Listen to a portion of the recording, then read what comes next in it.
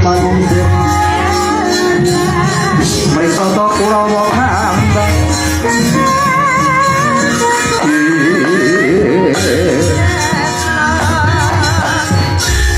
Tongke Sripatite Merok-merok hakot Paraja Ben Saguntra Dipati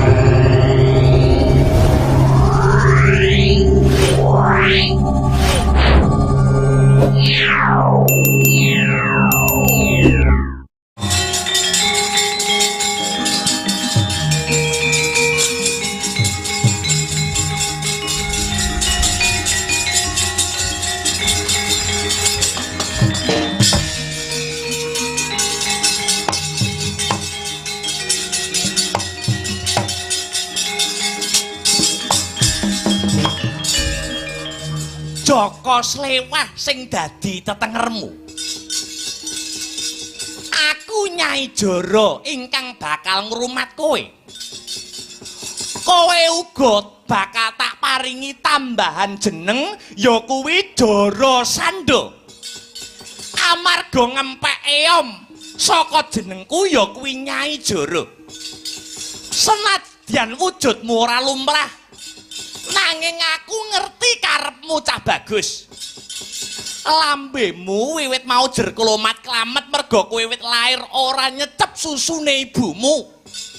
Yo aku arep nyusoni kok ya wis ora metu. Sepurane ya cah bagus, sepurane ya nang bocah sikit bocah jentara. Aku kepengin dina iki kowe bisa dadi manungsa sing lumrah. Manungsa sing utuh. Kowe bakal tak dusi nganggo banyu gege. Tak dusi nganggo banyu gege supaya age enggal gede. Sinartan aku nyuwun marang sesembahanku Bathara Kala ya Sang Hyang Ludra. Supaya wujudmu bisa kaya manungsa lumrah ya nang.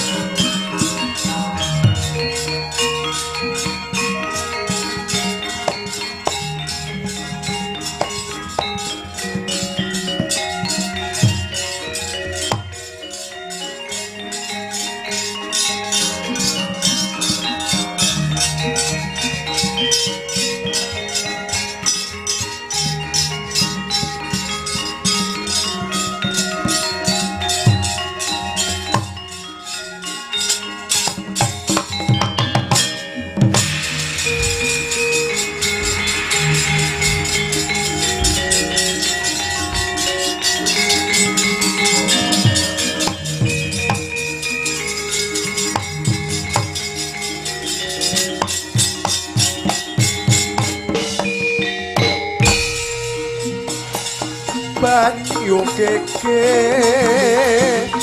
nuwuhaken ing bebayu kasiram ing jabang bayi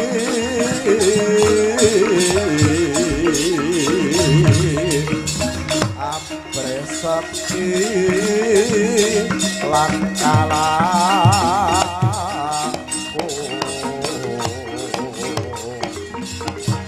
sakti lahir uga bakti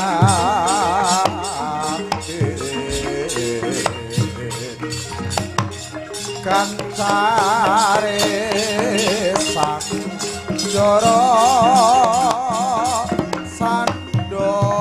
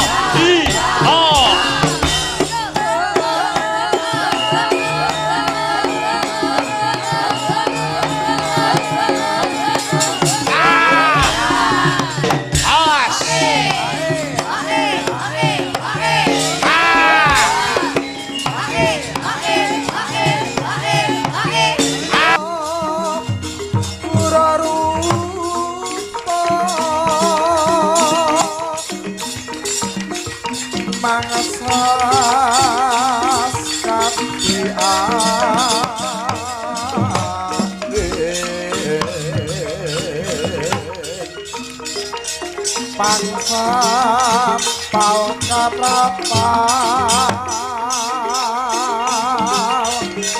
selo selo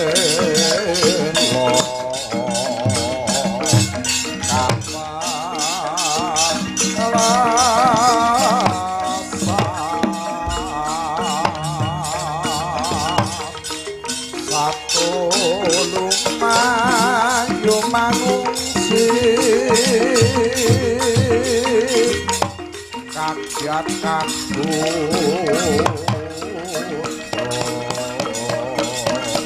Sang Joko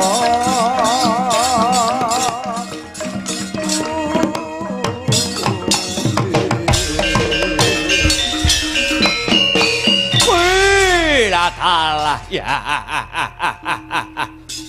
Biung ana apa ngger Jara Sanda miturut kandhane Biung Jara Sanda iki mung anakmu pupon mung anakmu angkat lah banjur wong tuaku sing sejati iku sapa blakakno Biung Jara Sanda piye mangerti yo kowe kuwi sejatine dudu putraku nanging kowe kuwi putrane Nalendra ing Magadha Prabu Briyudrata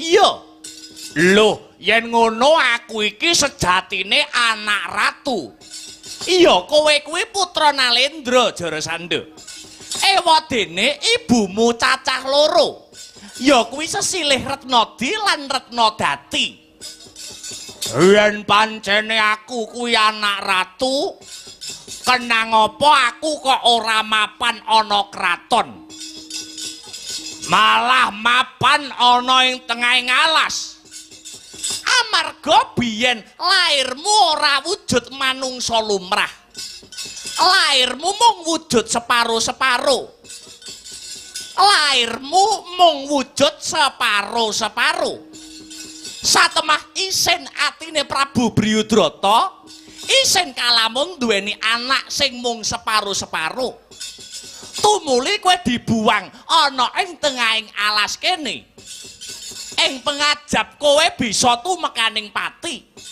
nanging Gusti sing ngayomi karo kowe Jara Sanda Gusti sing ngayomi kowe lumantar uluring tanganku bayi tak rumpaka satemah dewasa ya dadi kowe kuwi Jara Sanda weh latiala oh wah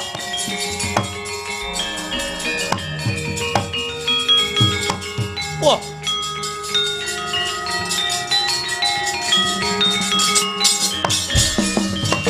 Protomon tap lergina tap tukoyaya senepe Jojo pang mawingo-wingo hengis ing biangsat elek ora pantes urip sing jenenge Briyudrata ing atase manungsa nanging babar pisan ora duweni rasa kamanungsan mentala marang nasibing anak lakon tak poteng-poteng biatange setan alas Jara Sanda piye Biung kowe tak jarwani yen kowe dina iki arep males kowe arep mateni Briyudrata bapakmu sing sejati yo Briyudrata tak pateni dina iki aku ora trima ing atase aku kuwi sejatine anake nanging lah kok malah dibuang ana tengahing alas iya yen pancen kowe arep mateni bapakmu kang sejati ya ki Briyudrata patenana kalamun bapakmu wis mati kowe dadi ratu dadi Nalendra ana ing negarane bapakmu ya kuwi negara Magadha yen kowe wis kasembadan dadi ratu walian keblate wong sak negara Magadha sing maune ya kuwi nyembah marang Gusti kang murbeng dumadi dadi nyembah marang Bathara Kala ya Sang Hyang Ludra sing dadi sesembahanku sesembahane Nyai Jara ngono Biung ya pancen kaya mangkono lamun kowe wis dadi ratu mapan ana ing negara Magadha lan kowe wis bisa ya kuwi nyembah marang Bathara Kala sak para kawulamu kabeh kowe enggalo ngenekake wujute upacara syukur kang sinebut sesaji ludra. Sesaji ludra. Iya. Ya kuwi kanthi tumbal. Kanthi tumbal nyembelih ndase ratu cacah 100 negara. Nyembelih ratu cacahe 100 negara. Pancen bener. Kanggo apa, Biyung?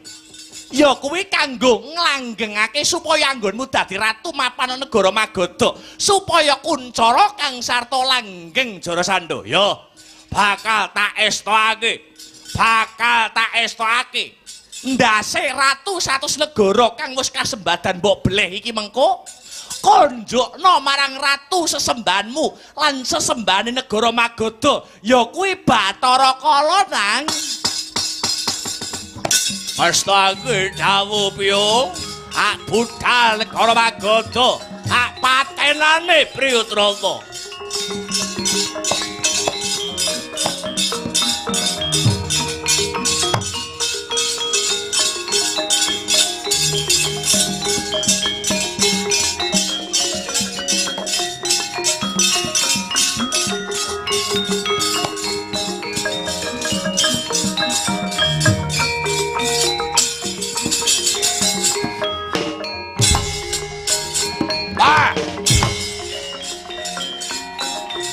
Biar kowe Priyudrata.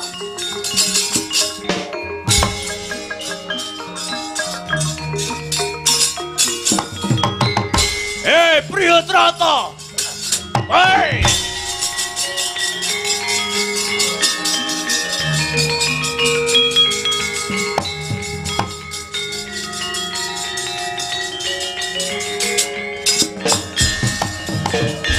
Ngendhek sing dadi lakuku sapa kowe? Aku Warangka pepatih ana negara Magadha. Jenengku Patih Reksa Praja. Patih Reksa Praja, pancen bener. Dampyak-dampyak ninggal marang tata krama sapa kowe? Aku Prabu Jarasandha. Apa sediamu tumuju marang negara Magadha kene? Aku bakal mateni Ratu Magadha. Ya kuwi si Priyudrata. Ratu sing ora duweni jiwa kamanungsan. Kowe lah dalah edan-edanan. Wis sak wajibe patih kaya aku iki ngreksa marang kawibawaning ratu. Kowe wani karo aku, ora gelem sumingkir tekan kene kelakon. Tak ilangi nyawamu Jarasandha. Edan. Hei.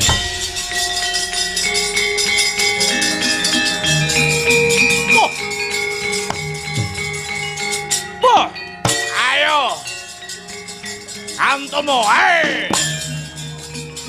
hey, hey, hey, hey, ya, hey,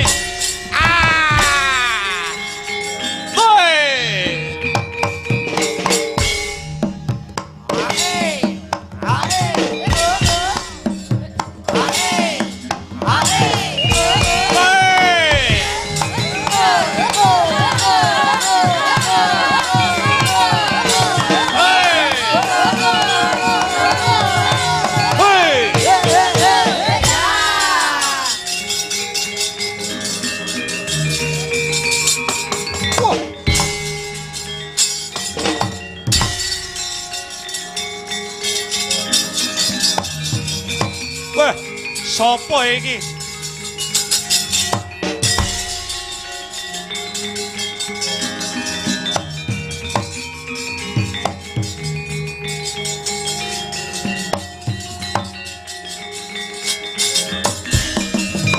Yaksagara rupane sedeng nalendra. Yaksa alalaku kang malawalya ingkang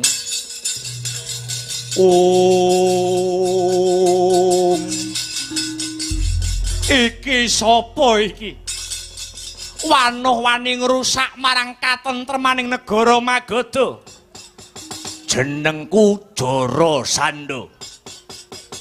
Mestine kowe ora lali. Mestine kowe ora pikun. biyen kowe nate mbuang jejabang bayi kang wujude mung separo-separo. Anak sing mbok buang saiki wis dewasa. Jenenge Jara Sanda. Ya aku iki, ayo arep apa kowe? Oh. Wah. Anakku.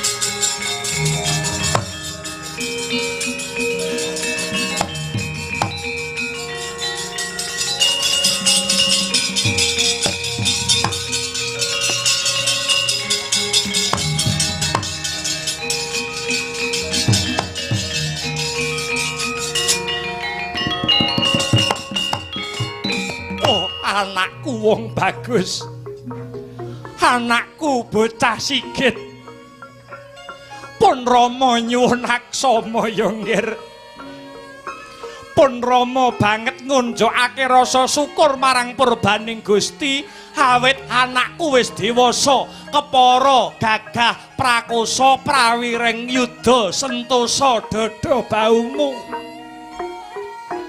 Pun Rama wis ora rumangsa.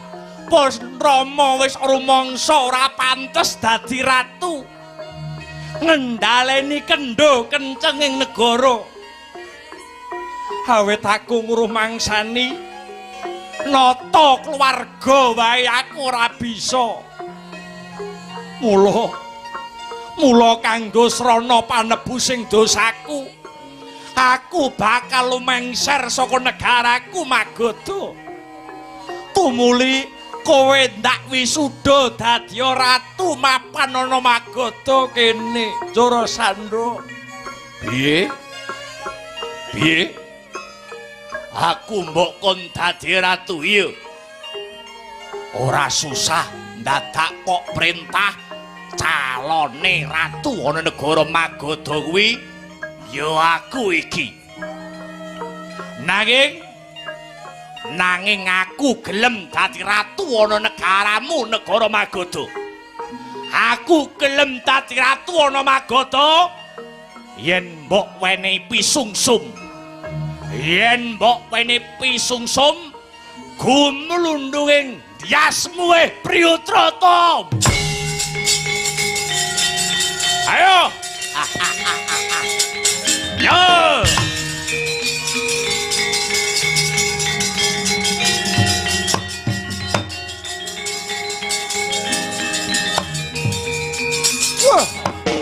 Mati we.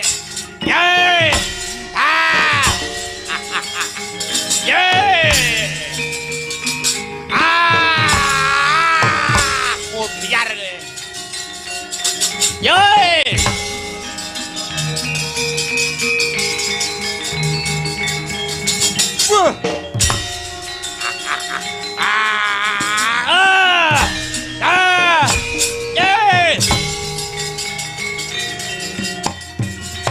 Waduh, mati aku. Ah, mutiar we.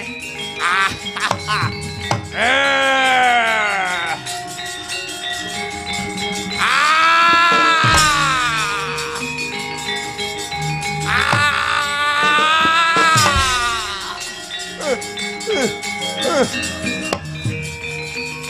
Ya.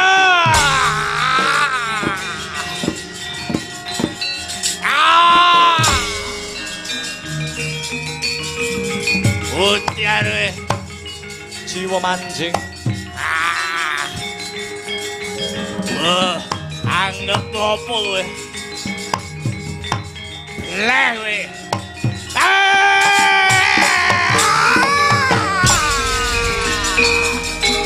Mutiar we.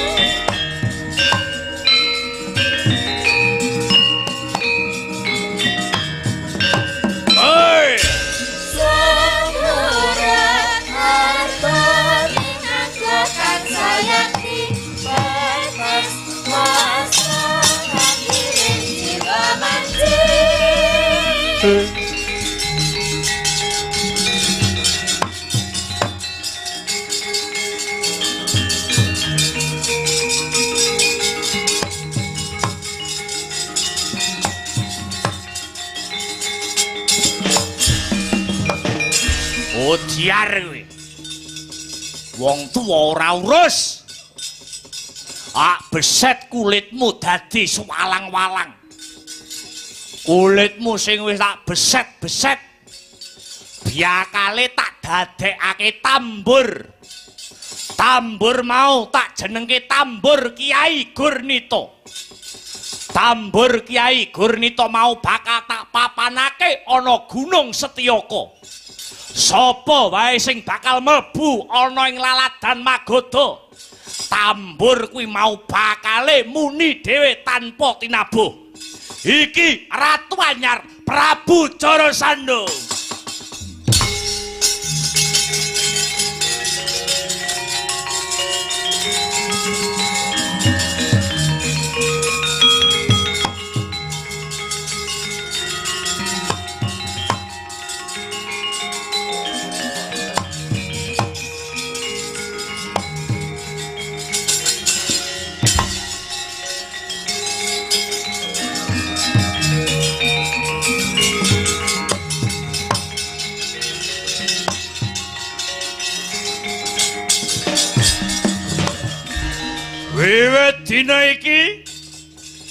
Wiwit dina iki negara kene bakal tak salini jenenge.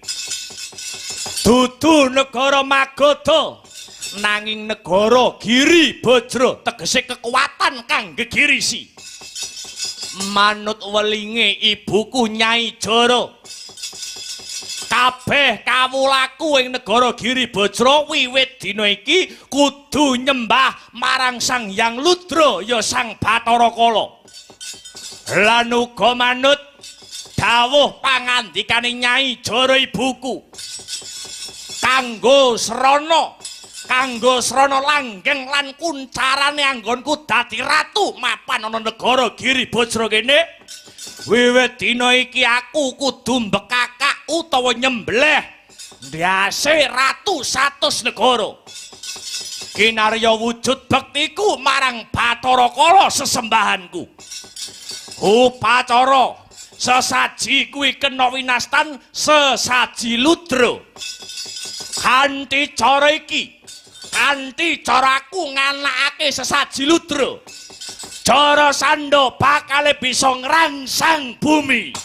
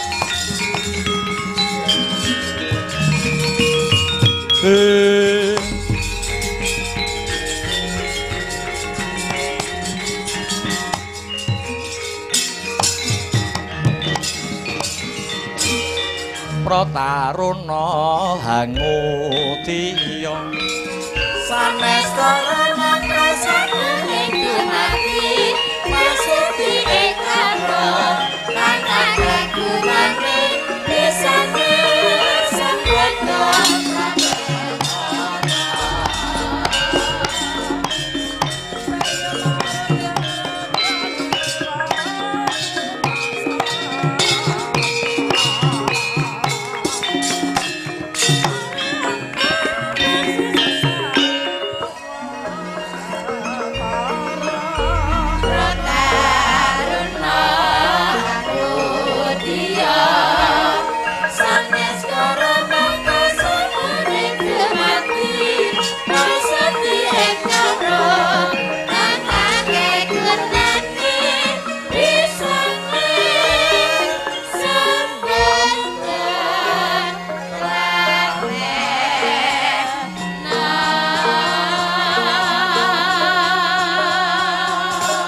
Dados makaten Yayi sejarah lairipun Si Joro Sando.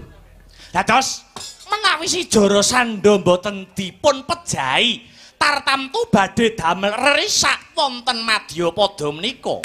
Duh Koko Prabu, pranyata wengis lan kejem ingkang dados pakarti saha tumindakipun Prabu Joro Sando. Punapa malih kagungan gegayuhan mbekakak nuninggih Ratu Satus Negari. Yayi Samyaji. Kula paring piweling dumateng paduka Yayi Aji Ngamarta.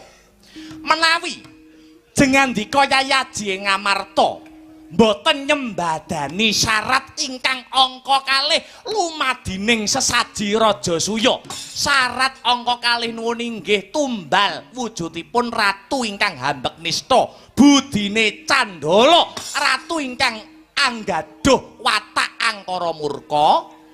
Jengandika Yayi Aji Ngamarta mokal badhe ngawontenaken wujudipun sesaji Raja Suya. Sabab menapa? Sabab syarat ingkang angka kalih Pandhawa ngawontenaken sesaji Raja Suya kedah ngrawuhaken ratu cacah 100 negari. Kedah ngrawuhaken ratu cacah 100 negari. Lah, ing ripalenggahan sakmangke Prabu Joro Sando anggenipun badhe ngawontenaken sesaji ludra nyembelih ratu cacah 100 punika sampun ngrangket utawi ngunjara ingkang dipun kunjara wonten ing pakunjaran negari Giribajra sampun wonten cacah ratu 97. Mekaten duh Koko Prabu nuwun inggih sampun ratu cacah 97 ingkang sampun kasembadan dipun rangket kalian Prabu Joro Sando kalebet Paman Drupada lan Eyang Wirata.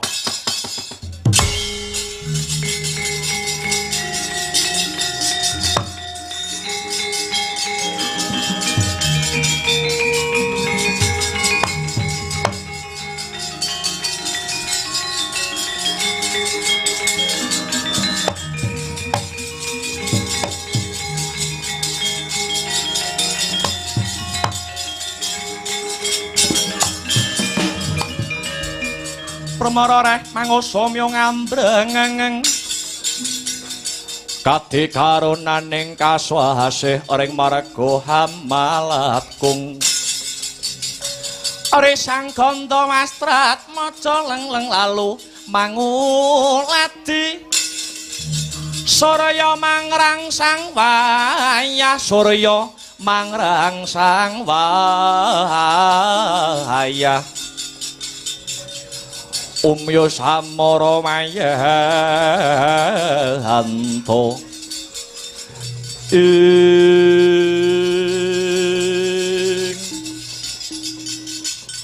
Paman Drupada lan Kanjeng Eyang Wirata Kanjeng Eyang Mangsapati sampun karangket mlebet wonten ing pakunjaran negari Giribajra. Nuwun inggih Yayi.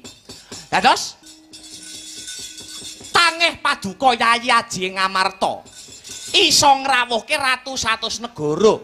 Menawi ratu 100 negara kala wau maksih wonten pakunjaranipun Prabu Joro Sando. Musik Kresna. Kados pundi kok Prabu? Ratu sing wis dicekel, sing wis dirangket, dibondo, dilebokke ning pakunjaran negara Giribajra. Cacahe sampun 97 ratu. Nuwun inggih kok Prabu. Lah banjur kanggo jangkepe ratu 100 negara Prabu Joro Sando ngepengenake ratu ngendi? Kresna adiku. Kok Prabu piye?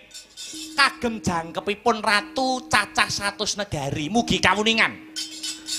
Kagem jangkepipun ratu cacah 100 negari ing ripalenggahan sakmangke Si Joro Sando angengken dutanipun.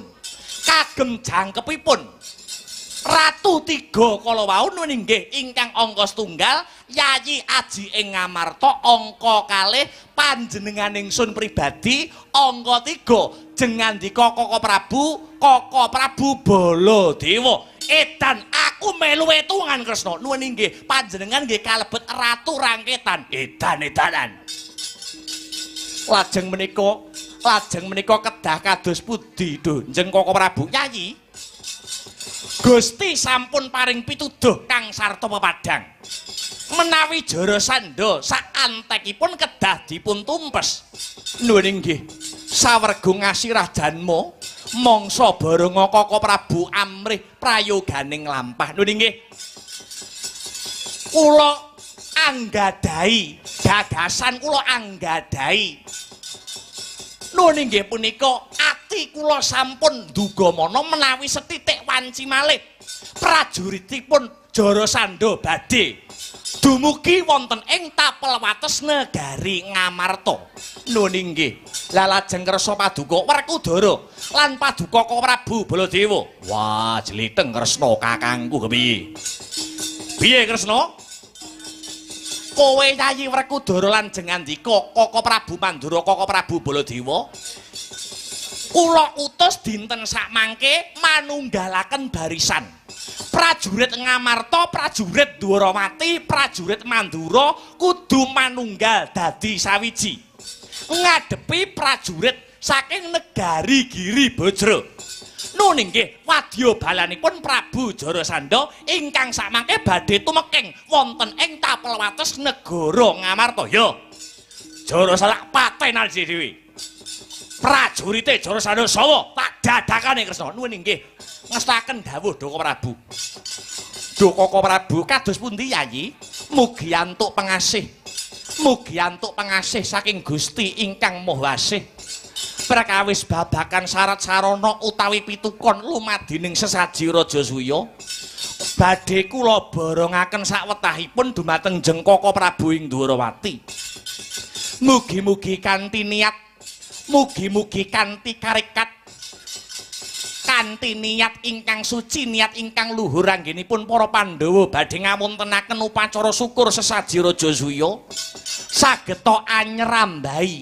sageta anyerambahi katentreman karaharjan lan kamulyanipun jagat raya Dunjeng Koko Prabu. Mugi-mugi Gusti ngudaneni Yayi. Sagebyar katalika mau paripurna sing pirembakan ing pasewakan nagari Ngendra Parahasta. Giya Sang Buminata arsa jengkar saking Siti Hinggil palenggahan tumuli nedya kundur hangedaton. Bawane Sang Nata lamun Cinandra datan singlar saking Ubaya.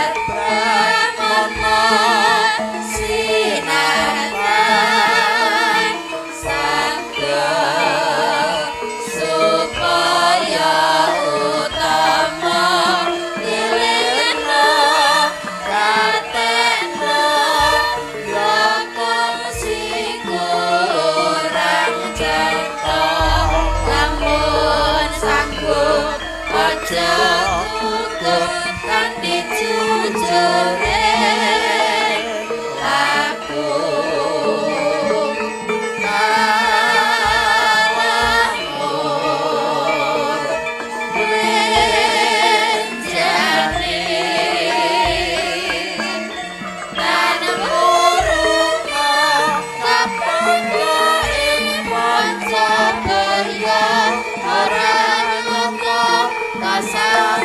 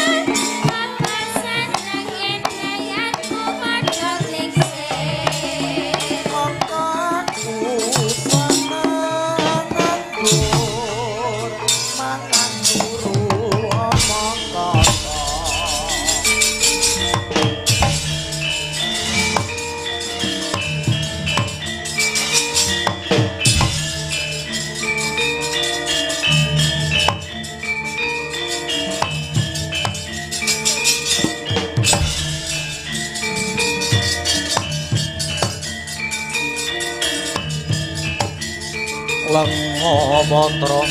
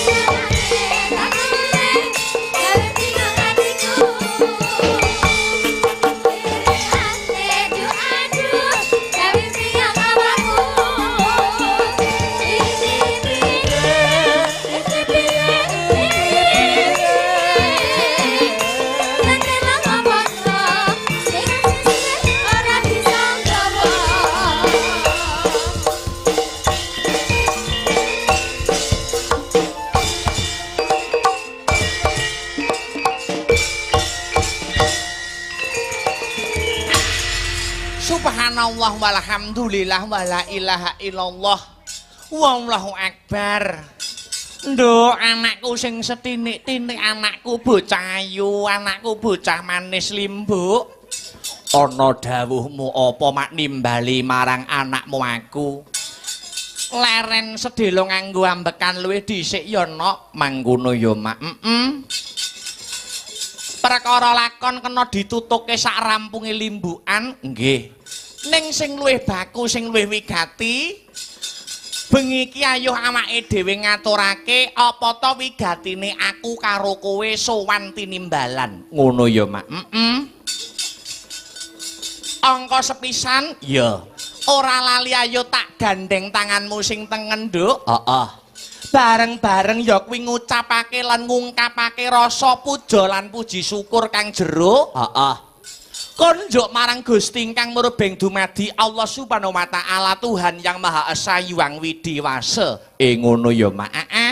Sebabe ya sebab kanthi keberkahan kang sarta kenikmatane aku karo kowe sak rombongan bengi iki bisa manunggal kang sarta tetunggalan ana ing adicara bengi iki sing banget gayeng regeng tur gumarenggeng no. Iya ya Mak, iya ngestokake dawuh.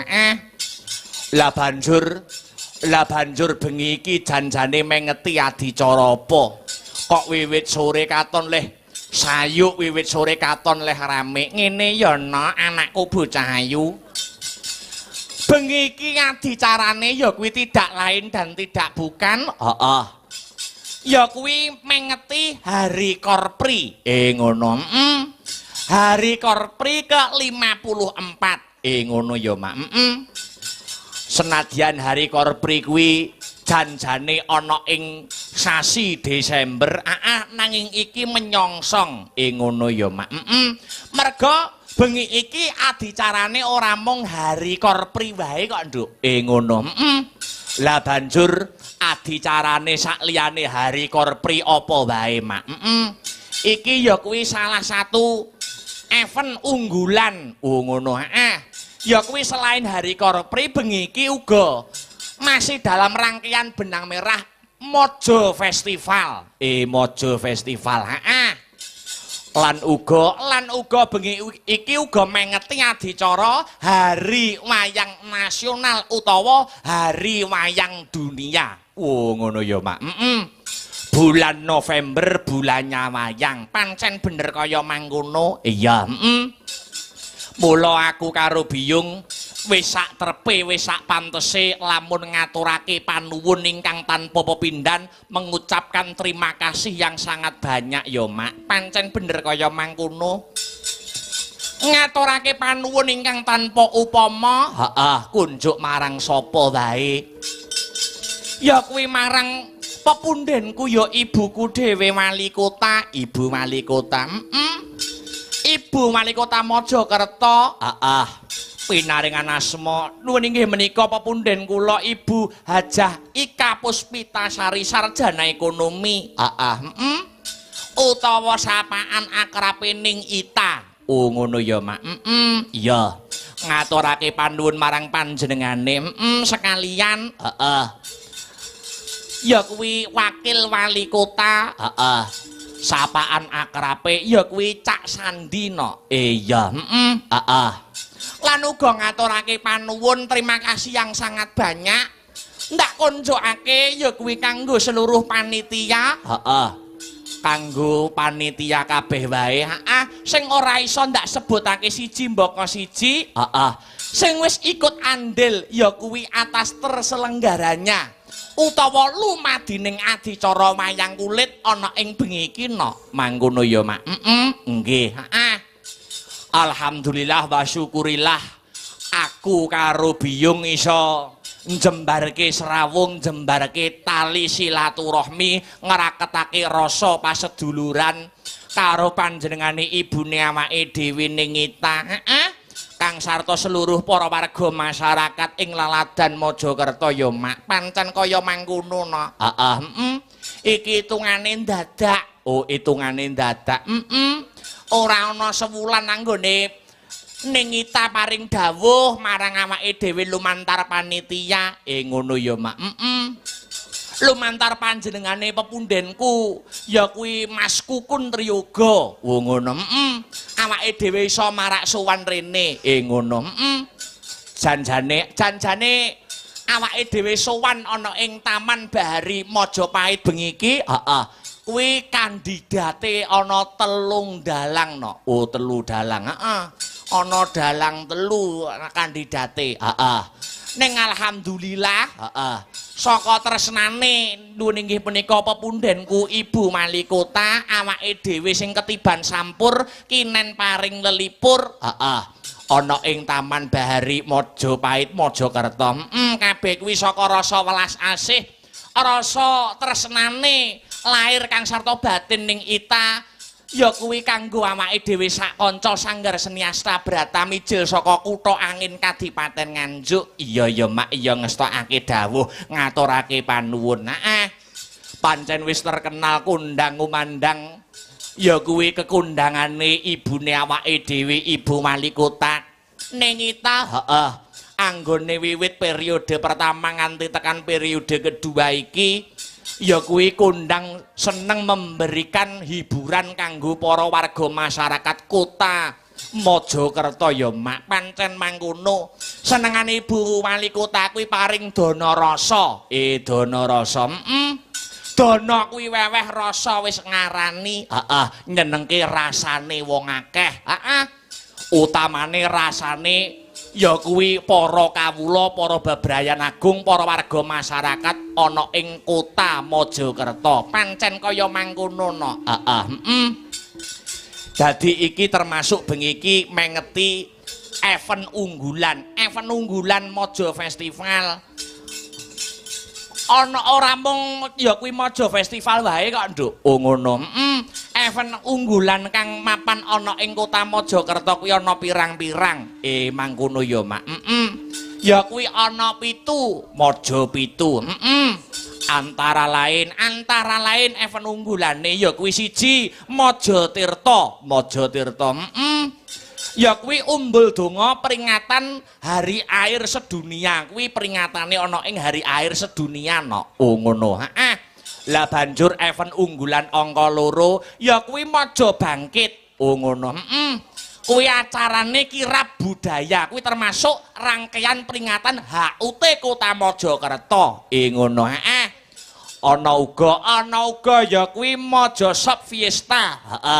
Ana meneh angka 4 Mojo Batik. Ya kuwi pameran lan promosi hasil kerajinan batik khas asli saka kota Mojokerto kene. Ngono ya Mak.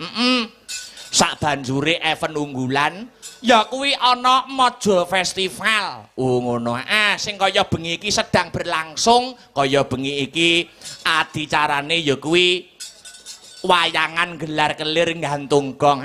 Uga bersamaan karo Hari Korpri kang sarta Hari Wayang Nasional. Uga ana event unggulan Mojokerto selanjutnya angka 6 ya kuwi Mojo Ran. Kuwi uga termasuk rangkaian HUT Kota Mojokerto kok no mangkono. Terus sak banjure ana Mojo Suro kuwi event unggulan kang pungkasan angka 7. Oh ngono. Acarane ya kuwi jalan sehat Mojokerto nganti tekan Surabaya diperingati ana ing Hari Pahlawan Nasional. Pancen bener kaya mangkono. Wah iya. Pancen jernyatane Ibu Walikota seneng karyeng tiasna ing sasama, nyenengke wong akeh. Alhamdulillah wa syukurillah. Kebak berkah lan barokah kanggo warga masyarakat Kota Mojokerto ya Mak. Pancen bener kaya mangkono no.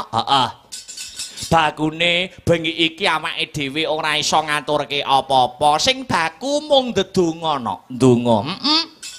Ndedonga ana ing adicara Hari Korpri ke-54 kang uga bertepatan pada Hari Wayang Nasional uga Hari Wayang Dunia kang sarta event unggulan salah satunya Mojo Festival kang kagelar bengi iki. Dongane biyung apa kanggo Kota Mojokerto tercinta? Dongaku Banyumili no, Banyumili. Muga-muga sak rampunge seluruh rangkaian acara Mojo Festival, muga-muga Kota Mojokerto dadi kutha sing baldatun thayyibatun warapun gofur, gemah ripah lojinawi kerta tata turaharja, murah sandang kelawan pangan, cinaketok ing kamulyan tinebihna saka bencana alam, sesuai dengan moto Kota Mojokerto. Ya kuwi motone ning Ita kang sarta Cak Sandi, ya kuwi Spirit of Majapahit. Oh ngono. Spirit of Majapahit.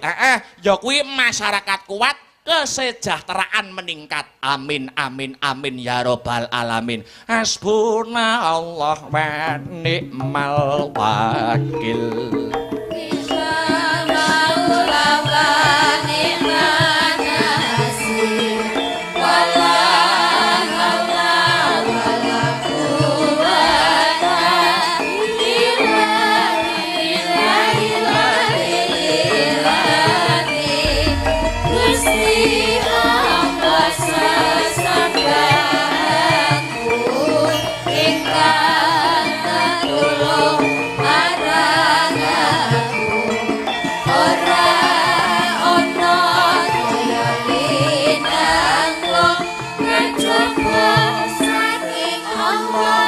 Putri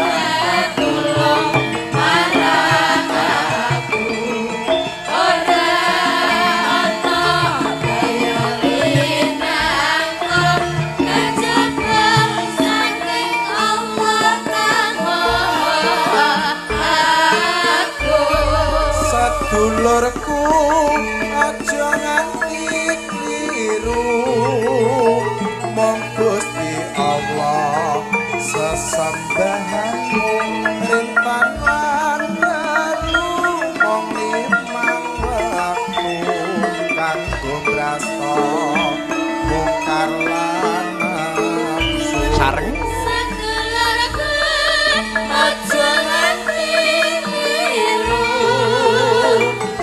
Gusti Allah sesembahanmu rintan angkelu melimang waktu kanggo brasta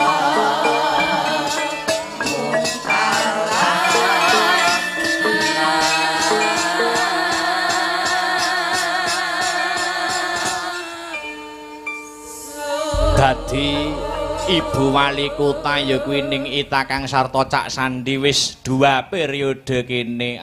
Wis 2 periode iki kok nok mangkono. Tegese ya kuwi isih pinaringan kapercayan. Pinaringan kapercayan kelawan para warga masyarakat ing laladan Kota Mojokerto ya Mak. Pancen bener kaya mangkono. Visine wae wis cetha kok nok. Oh ngono. Visine ana ing periode kedua iki apa? Ya kuwi terwujudnya Kota Mojokerto maju, berdaya saing, berkarakter sejahtera dan berkelanjutan. Oh mangkono. Dadi pembangunan sing apik, pembangunan dalam sektor apa wae kuwi, pembangunan sing berkelanjutan ya Mak. Ora kok lagi Ibarate urung 100% wis diganti meneh. Iya mak, iya mangestokake dawuh. Iya. Lah banjur kuwi visine no. Lah banjur misine ning Ita Kang Sarta Cak Sandi yen ora kleru, angka 1, ya kuwi peningkatan sumber daya manusia. Oh ngono ya mak. Banjur angka 2. Angka 2 apa? Ya kuwi ketahanan sosial dan budaya. Ngono. Sak banjure angka 3 ya kuwi peningkatan ekonomi lan kang pungkasan ya kuwi tata kelola pemerintahan lan kang pungkasan angka 5 pembangunan infrastruktur dan lingkungan. Wo ngono. Dadi ekonomi ya di openi karo ning Ita Kang Sarta Cak Sandi. Pancen bener kaya mangkono. Seneng enekke hiburan kaya ngene iki, wayangan kaya bengi ngene iki, ekonomine bangkit. Oh ngono, ekonomine berputar. Pancen bener kaya mangkono. Iya mak, luar biasa ngestokake dawuh. Apa maneh bengi iki uga disumbutke no? Ya kuwi pagelaran bengi iki uga disiarkan langsung. Ngono. Disiarkan langsung ya kuwi lumantar channel YouTube apa kuwi? Ya kuwi Asta Brata Media. Ngono.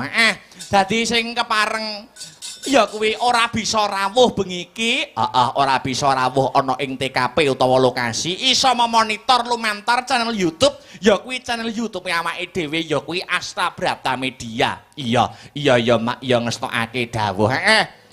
Uga memperingati Hari Wayang Nasional, ya Hari Wayang Dunia. Wah, ternyuh luar biasa ya mak. Wayang kuwi dudu nggone sapa-sapa, wayang kuwi nggone awake dhewe, budayane awake dhewe sing perlu diuri-uri Kang Sarta tetep diurip-urip ana mangkono ya mak.